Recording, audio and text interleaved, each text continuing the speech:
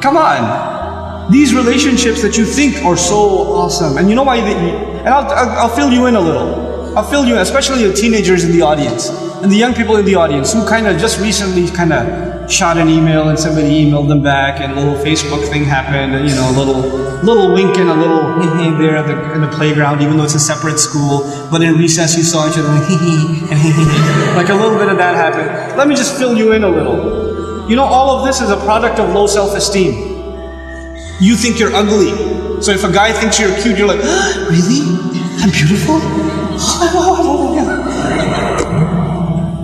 You have low self-esteem. You think nobody's going to like you, nobody's going to want to marry you, and all of that stuff. And on the other hand, the guy, we don't have good friendships and good relationships, and we're looking for something. And most of the guys, I don't have to tell you what's going on in your head. You and I have ijma' on this issue. The things that go on in our head. There's no reason for me to explain all of that to you. But just because you have raging hormones and you're like daydreaming about girls and things like that, it doesn't mean that you're in love. It just means that you haven't controlled your temptations yet. And you're ruining somebody's life. You're ruining an entire family. Do you realize what you're doing? And you call it love? You tell me, if she was like 50 pounds fatter, you still be in love? Because she's the same person, same ruh inside her jasad, right? If she was a burn victim or something, if her hand burnt off, or her ear was missing, you still be in love? Or you'd find somebody else to love all of a sudden? And if you can't answer that question honestly, then come on, you're not in love, you're just hormonal. That's all you are, This is what we've done to relationships that are supposed to be beautiful. Marriage is supposed to be a beautiful relationship. It's supposed to be a lifelong relationship. But because you're watching all of these models on TV and stupid women that are just throwing themselves at men and all this stuff, and you've developed this delusional concept of what it means to have love in your life. Delusional concept. Our deen came to free the world from this nonsense. To free it, because we have a more mature understanding of what it means to have love in your life. To have. I'm not saying you shouldn't marry someone you like. You should.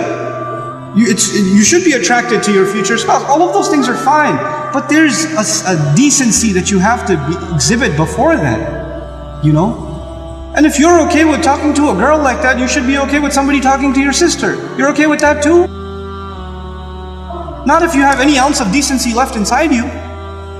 If you do, then this is how we have to end these things.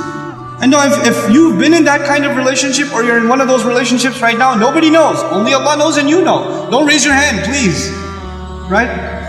What I'm saying, you're like, after today's lecture, I have decided I no longer want to be your friend.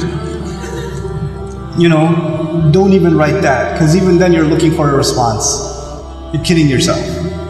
And then you're checking, did she write back? Yes, we should no longer be friends. And then you'll write back, you're right, we really shouldn't be friends anymore. And then she'll write back, yeah, never again. And then you're still doing it.